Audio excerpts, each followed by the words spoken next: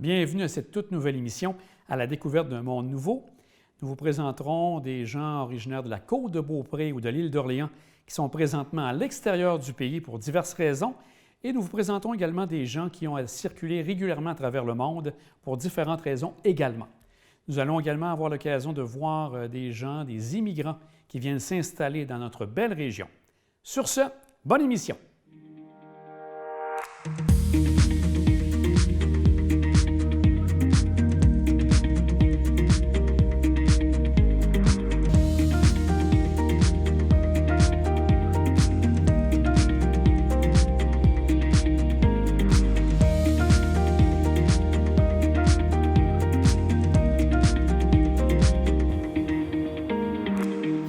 Sans plus tarder, allons discuter avec M. Sean O'Neill de Saint-Ferréol-les-Neiges, qui est scaphandrier, et vous allez voir que son métier l'amène à circuler un peu partout à travers le monde.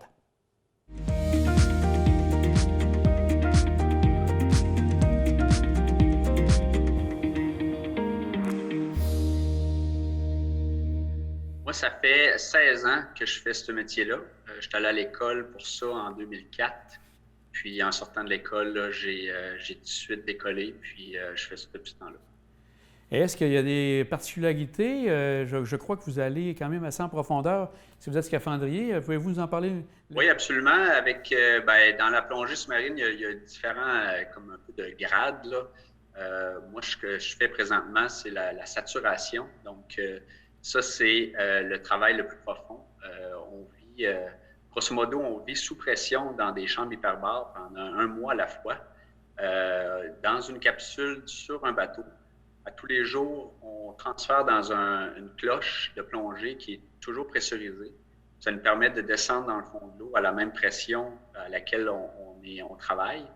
Là, à ce moment-là, la cloche la porte à l'eau. On va travailler. On fait 6 à 8 heures dans l'eau, 2 plongeurs à la fois. Un plongeur qui reste dans la cloche. Puis, c'est des travaux, des travaux de construction, beaucoup d'installation de pipeline, de maintenance, de réparation.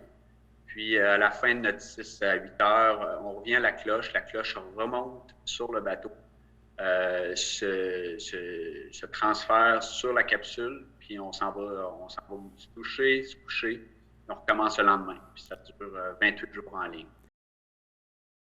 À la fin des 28 jours, on est décompressé. Donc, on décompresse juste une fois. Le problème de la plongée, c'est souvent la décompression. Donc, la saturation nous permet de saturer nos tissus. Donc, un coup qui est saturé, on peut plus, on reste infiniment. Là, on pourrait rester 3-4 mois si vous voulez, mais là, le standard, c'est 28 jours.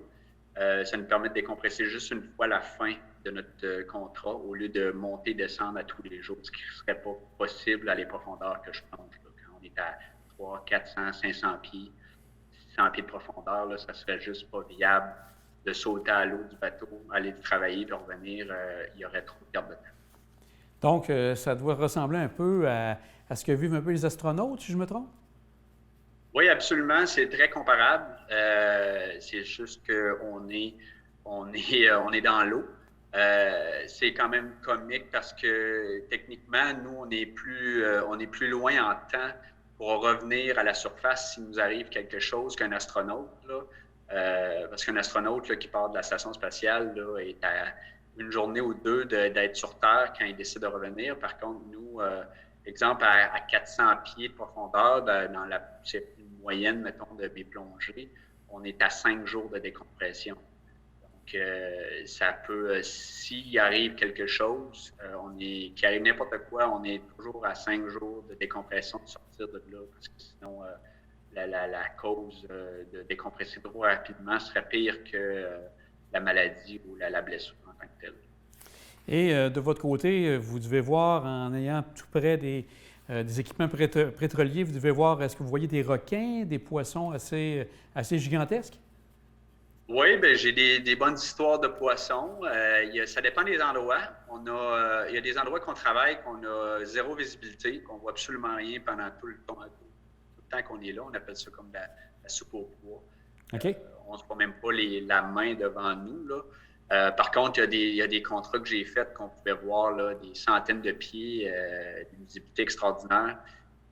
Par exemple, il y a certains endroits comme dans les Caraïbes puis dans la Méditerranée que il y a beaucoup de poissons. Les structures pétrolières deviennent comme des récifs artificiels, puis attirent beaucoup les poissons. Les petits poissons, puis les gros poissons mangent les petits, puis ainsi de suite.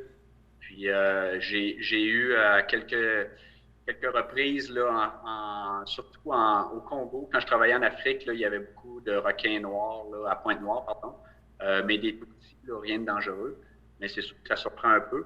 Puis, quelques fois en Arabie Saoudite, là, on en croise des plus gros. Mais les gens ont souvent tendance à penser aux requins, mais c'est probablement le poisson le moins dangereux là, dans l'océan. Il n'y a jamais eu une attaque sur un scaphandrier dans l'histoire de la plongée. Les requins sont assez intelligents, puis nous, on n'a pas de l'air d'un poisson. Là. Souvent, les attaques de requins sont à la surface, les gens qui nagent.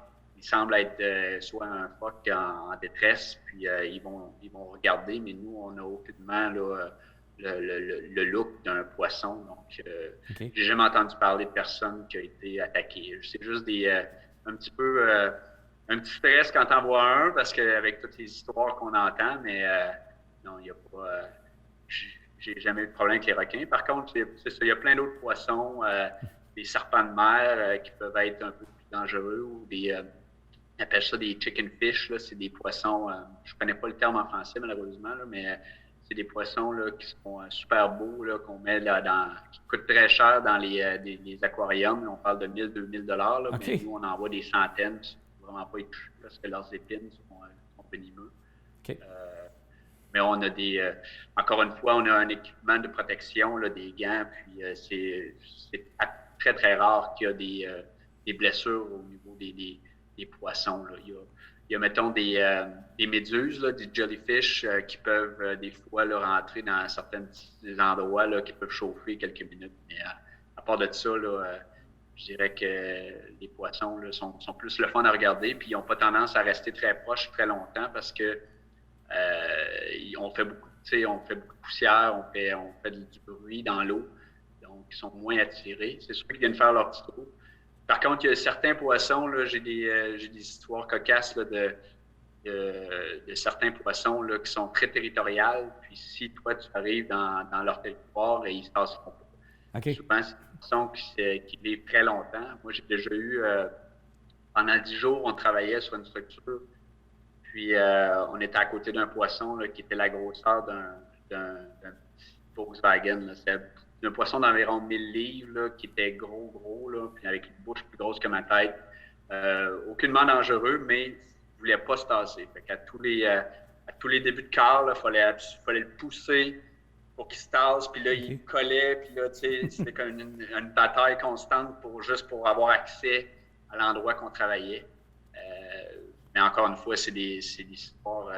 J'en ai une histoire comme ça sur 16 ans, là, mais c'est quand même cocasse. Si on regarde maintenant plus spécifiquement les endroits que vous avez visités, vous avez travaillé, excusez-moi, ça regarde beaucoup le Qatar, tout ce coin-là. Quels sont les lieux où vous travaillez habituellement? Bien, au travers de ma carrière, ça a changé. Ça change durant les saisons. Ça dépend des compagnies pour lesquelles tu travailles. Donc, je travaille à mon compte. J'offre des services à qui veut m'engager. Depuis 5-6 ans, depuis 6 ans maintenant, je travaille pour une compagnie qui est basée à Dubaï. Donc, eux autres, leur territoire est beaucoup le Moyen-Orient. Donc, je vais très régulièrement en Arabie Saoudite, à Dubaï et au Qatar. On a également eu des contrats en Inde et en Malaisie et en Trinidad et Tobago avec cette compagnie-là. Donc, c'est vraiment des compagnies qui sont multinationales. Avant ça, je travaillais pour une compagnie qui s'appelait Technip, qui sont basés en Écosse, à Aberdeen. Eux travaillaient plutôt en Europe. Donc, j'ai fait la Norvège, le Danemark et l'Écosse pendant plusieurs années. Je retournais régulièrement dans ces endroits-là, puis également au Canada. Dans l'est du Canada, on a des plateformes de pétrole, donc je suis allé plusieurs reprises en Nouvelle-Écosse, dans le coin d'Halifax, en mer, et à St. John's à Terre-Neuve. c'est des pays, pardon, c'est des endroits que je visitais souvent. Puis avant ça, je travaillais pour une compagnie qui était basée en Inde. Donc, on travaillait beaucoup plus en Inde et dans le sud-est de l'Asie, donc l'Indonésie, la Thaïlande, la Malaisie. C'est des endroits que j'allais souvent. Puis avant ça, je travaillais pour une compagnie qui était plus basée en Afrique. Donc, je faisais le Nigeria et le Congo à plusieurs reprises. J'ai également travaillé aux États-Unis avec eux, dans le coin du Golfe du Mexique, là, au Texas. Donc, c'est vraiment un peu partout. Je suis à peu près énuméré à environ tous les endroits. Là. Je ne m'en rappelle pas de toutes là, OK. comme ça, là, mais au moins, je dirais une quinzaine de pays que j'ai visités. Là-dessus, j'ai fait une soixantaine de voyages au travers des années. Là. Donc, c'est les mêmes, tu sais, sur 15 pays, là, j'ai visité souvent 2-3 fois ou 4 fois. Exemple, l'Arabie Saoudite puis l'Est du Canada, c'est probablement les endroits que je suis plus allé le plus souvent. Là. Donc, 5, 6, 7 fois là, dans ces endroits-là. Et ça, vous le faites avec la famille à ce moment-là, ces voyages-là, en dehors du travail? Non, ben là, à chaque fois que moi je quitte, c'est tout seul parce que je vais vivre sur un bateau.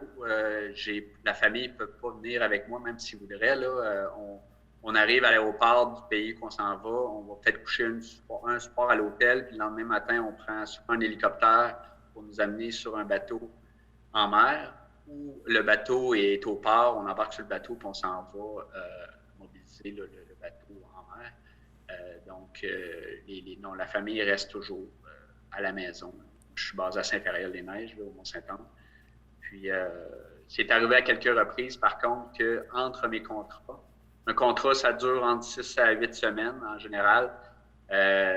Si j'ai tendance à retourner là, à la même endroit plusieurs fois, j'ai déjà fait venir ma famille. Là, au lieu de me payer un billet d'avion de retour, ma compagnie paye le billet d'avion à ma femme, puis à venir me rejoindre. On a fait certains endroits comme ça là, au travers des années. Et de votre côté, vous êtes à l'extérieur du pays, vous parlez de 5 à 6 semaines. Est-ce que vous êtes la moitié de l'année à l'extérieur du pays? Oui, en général, là, je dirais 6 mois, c'est la moyenne. Des fois, il y a des années que je travaille un peu moins, donc on parle de 5 mois à l'extérieur. Des fois, il y a une année que j'ai déjà travaillé 9 mois parti. Donc, ça se tient là, aux alentours de 6 mois. C'est une belle balance pour moi. De toute façon, quand je rentre en saturation, il y a des règles là, de santé qui me préviennent de ne pas retourner en dedans du 28 jours. Donc, c'est 28 jours de travail, 28 jours de congé là, pour donner un petit break au corps. Donc, parce qu'il ne faut pas oublier que je travaille 12 heures par jour, 7 jours sur 7 là, lorsque je suis parti. Au bout de 60 jours, on apprécie notre temps à la maison. Donc, je fais peut-être juste 6 mois de travail, mais je fais autant d'heures qu'une personne là, qui aurait 4 semaines de vacances. Là. C'est juste qu'il est étalé. Moi, c'est plus compressé. Là. Et vous avez dit que vous avez eu l'occasion quand même de voyager un peu. Est-ce que dans les pays que vous avez visités, est-ce qu'il y en a qui vous ont marqué plus particulièrement? Ben il y a des pays qui m'ont marqué positivement et négativement là, au travers des années. C'est sûr que souvent les compagnies, les pays qui ont du pétrole, c'est souvent des pays un peu plus pauvres. Pauvres, sont riches là, en pétrole, mais le pétrole amène souvent des organisations là, nationales. Donc, les pays, entre autres, comme l'Inde, que je suis allé 3 fois, à chaque fois me marque. C'est très, très spécial, l'Inde. Il faut y aller pour comprendre.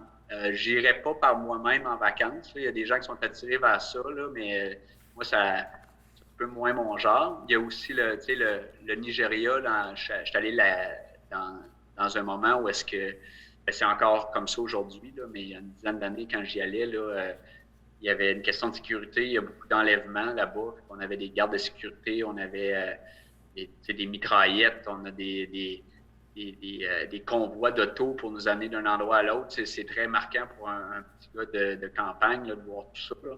Sûrement. Donc, ça semble être c'est comme une guerre civile qui dure à jamais. Puis avec la peau blanche, c'était une cible là, très évidente. Les autres, ils enlèvent beaucoup les gens, les travailleurs pour avoir des rançons.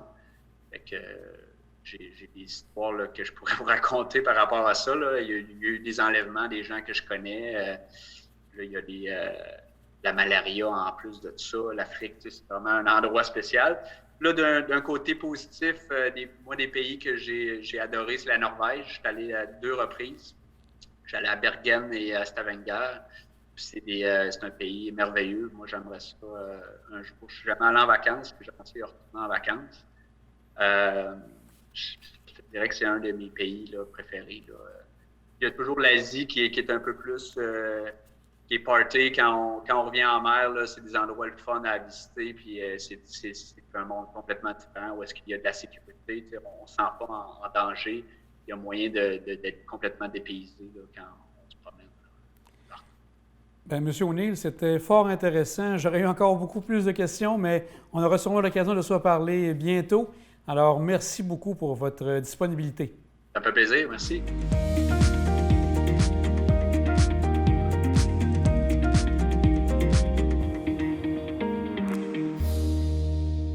De plus en plus d'immigrants viennent dans notre belle région s'installer ici et peuvent compter sur le service d'accueil des nouveaux arrivants, le SANA. Nous allons en parler avec Mme Carla Mendoza, qui est agente de liaison interculturelle pour le SANA. Elle va nous parler de la mission de cet organisme.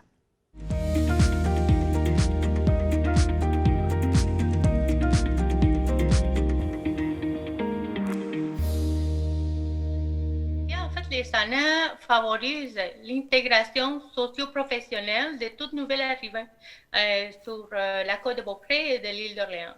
Donc, bien évidemment, comme on favorise l'intégration socio-professionnelle, on accompagne ces personnes-là à vivre en région. Donc, on les accompagne avant l'arrivée puis après. Et dans les programmes que vous avez, vous touchez, je pense, à des programmes qui touchent l'emploi, le soutien à l'installation. Pouvez-vous nous décrire un peu, si on va un peu plus loin, qu'est-ce que vous faites précisément pour les nouveaux arrivants et les immigrants également? Le SANA, tout d'abord, c'est un service du SEMO, qui est le service de main-d'œuvre et l'appui. Nos bureaux sont à Beaupré, donc on a une énorme équipe de travail, donc le Carrefour Jeunesse Emploi et certains services de main-d'œuvre spécialisés. Le SANA fait partie du SEMO. Donc, pour les SANA, on couvre 2 volets pour les nouveaux arrivants. Ce sont les places jeunes, par exemple, les jeunes de 18 à 35 ans, professionnels, qui aimeraient vivre en région. Donc, on les accompagne, soit québécois ou immigrants. Puis, les volets immigrants, que c'est plus moi, c'est d'immigrants de n'importe quel âge, en fait, qui désirent venir sur la côte de Beaupré. Donc, on les accompagne dans n'importe quel service. En fait, on couvre un 360, je l'appelle comme ça. C'est-à-dire recherche de logement. Si la personne est nouvellement arrivée au Québec, on va les accompagner pour faire sa demande des certificats de sélection du Québec, les accompagner à faire sa demande de permis de conduire, son assurance maladie, c'est tout ce qui englobe la personne santé professionnelle, donc on les accompagne vraiment. Francisation même. Donc, c'est vraiment très personnalisé dépendamment de la situation de la personne. Et là, vous parlez de francisation, justement. Si la personne n'a pas la langue française du tout, ne la connaît pas du tout, ce n'est pas un obstacle pour vous. Vous prenez du temps pour bien l'intégrer dans un milieu francophone comme le nôtre? Mais oui, bien évidemment. On a mis en place des programmes qui vont aider à ces personnes-là à s'intégrer beaucoup plus. Donc, on parle du programme de jumelage, donc une citoyenne québécoise qui désire accompagner ces personnes-là, se jumeler, participer, sortir avec ces personnes-là pour faciliter un accueil, en fait. On a plusieurs d'autres programmes, des activités interculturelles, mais en gros, ce qu'on fait, c'est qu'on contacte la personne, puis même si la personne est allophone, on essaie de trouver des interprètes pour améliorer la communication, bien évidemment, puis faciliter son intégration. Est-ce que vous avez davantage de gens qui viennent des pays francophones, qui viennent s'installer ici? Vous avez quand même des gens qui arrivent soit du Mexique, de l'Amérique du Sud, de l'Amérique centrale. Comment, au niveau de la proportion, ça ressemble à quoi? Mais sur la côte de Beaupré et l'île d'Orléans, on a comme un genre de deux portraits différents, en fait. Okay. L'île d'Orléans, c'est pas surprise que ce soit des travailleurs temporaires, plus dans les milieux agricoles, donc ce sont uniquement des allophones, et puis peut-être quelques personnes d'Amérique latine qui commencent à apprendre un peu le français, mais n'ont pas fait une suite de francisation parce qu'ils n'habitent pas sur place. Sur la côte de Beaupré, on voit un peu plus de tout. On voit des francophones, des gens qui viennent de la France, Belgique, etc. Mais aussi, on a des gens qui, mettons, ils viennent de l'Afrique, mais ils parlent, à part la langue maternelle, ils parlent le français très bien. Donc, aussi des allophones comme l'Allemagne, etc. Donc, on voit un peu de tout sur la côte de Beaupré. Puis, ce qu'on essaie de faire avec les SANA, c'est de plus en plus recenser ces gens-là, de nous faire connaître le plus possible pour les offrir un service qui, en fait, c'est gratuit pour eux. Donc, c'est un bénéfice, un avantage pour la communauté. Et comme je vois, donc, vous amenez des gens qui arrivent ici, vous aidez donc toute la famille. Donc, si vous avez le père qui a un emploi ici sur la côte, est-ce que vous avez la possibilité aussi d'aider la mère à se trouver un emploi assez rapidement? Comment ça fonctionne? Ben oui, en fait, c'est tout, là. Quand je l'ai dit tantôt, 360, c'est vraiment, c'est tout le monde. Si, par exemple, si on a un demandeur d'asile, une personne qui vient, qui arrive au Québec par des situations dangereuses dans leur pays, on va les accompagner, puis on va essayer de les intégrer le plus possible, soit au marché du travail, soit commencer par le bénévolat, que c'est aussi une bonne option pour ces personnes-là pour commencer à apprendre la langue en attendant d'avoir son cours de français. Donc, on prend toute la famille en charge, en fait. Parce que c'est ça qu'on fait, on n'intègre pas une personne à la fois. Si on a une personne qui vient avec sa famille, 5, 4, 3 personnes, on va les intégrer tout le monde. Donc, c'est ça qui fait les SANA. Et si on regarde par année, ça peut ressembler à combien de personnes que vous aidez à s'intégrer, soit les nouveaux arrivants, soit les immigrants? Là, si on y va dans une année régulière, on pourrait dire, ça ressemble à combien? Mais les SANA est relativement neuf. Sur la côte de Beaupré et l'île d'Orléans. Mais Charlevoix, ça fait longtemps que les SANA existent. Mais depuis mon arrivée, puis depuis il y a deux ans, de mon ancien collègue Anne-Marie Ouellette, je pense qu'il y a beaucoup de gens qui la connaissent, on a reçu une énorme quantité de gens qui venaient, mettons, travailler temporairement dans des entreprises, des grandes entreprises sur la côte de Beaupré. Puis c'est tout le temps en roulement. L'année dernière, on a travaillé à peu près avec des 60 personnes, mais il faut savoir que sur la côte, il y a beaucoup plus que 60. La différence avec cette quantité-là, c'est que c'est tout le temps en roulement. Pourquoi? Parce que là, on compte une personne qui est un travailleur temporaire, mais là, son permis de travail, c'est juste d'1 an. Donc, la personne, il va falloir qu'il retourne dans son pays d'origine, puis par après, peut-être qu'il va revenir. Donc, si c'est toujours plusieurs modèles d'immigrants, la personne qui va rester le résident permanent, mais aussi il y a des travailleurs temporaires qui vont probablement retourner. Donc, la statistique, c'est pas vraiment, on ne peut pas jouer comme fit avec. On sait que l'année dernière, c'était à peu près 50-60 personnes sur la côte de Beaupré, l'île d'Orléans, mais là, cette année, avec la COVID, on va voir comment ça va aller. Et comme je vois, donc, ce n'est pas tous les immigrants qui font nécessairement affaire à vos services. Il y a des gens qui peuvent rentrer sans nécessairement, soit avec de l'aide de compatriotes qui sont ici déjà. Ce n'est pas tout le monde qui participe, qui vont au Sénat? Il y a des gens qui arrivent au Québec, ils ne connaissent pas ces services communautaires, ces services gratuits. Donc, ils vont aller engager quelqu'un et ces personnes-là, ils vont demander l'argent. Donc, ça va coûter beaucoup plus cher. Le problème, c'est qu'avec avec nous, mais on vient c'est relativement neuf, comme je vous dis, les services. Donc, nous autres, on essaie de nous faire connaître de plus en plus, ou le plus possible, en fait, pour que ces gens-là puissent en profiter de nos services. Et puis, on a de tout aussi. On a des employeurs qui nous appellent pour nous demander de l'accompagnement aussi pour le recrutement à l'international. Donc, on offre ce service aussi, on fait beaucoup de référencement aussi aux différents ministères, le ministère de l'immigration, provincial et fédéral. Donc, même si on accompagne ces personnes-là à remplir des formulaires pour l'immigration, on fait aussi le référencement. En fait, on est comme mandaté du ministère. De votre côté, si je vais de façon plus personnelle à vous, est-ce que quand vous êtes arrivé, parce que je présume que vous êtes arrivé ici au pays il y a quelques années, est-ce que vous aviez ce genre de services à votre disposition qui ont pu vous aider à vous intégrer? Oui, puis non. En fait, c'était toujours par les bouche-oreille. En fait, la première fois que, dès mon arrivée au Québec, c'était à Sherbrooke, en fait. À Sherbrooke, c'était une amie qui nous a référé à un service communautaire. C'est pour ça qu'on a appris qu'il y avait des services dédiés aux immigrants, c'était gratuit.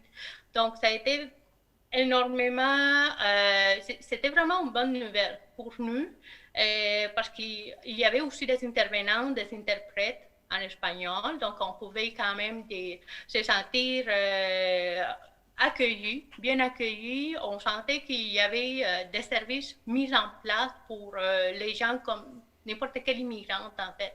Puis c'est sûr qu'un service comme ça facilite l'intégration de la personne.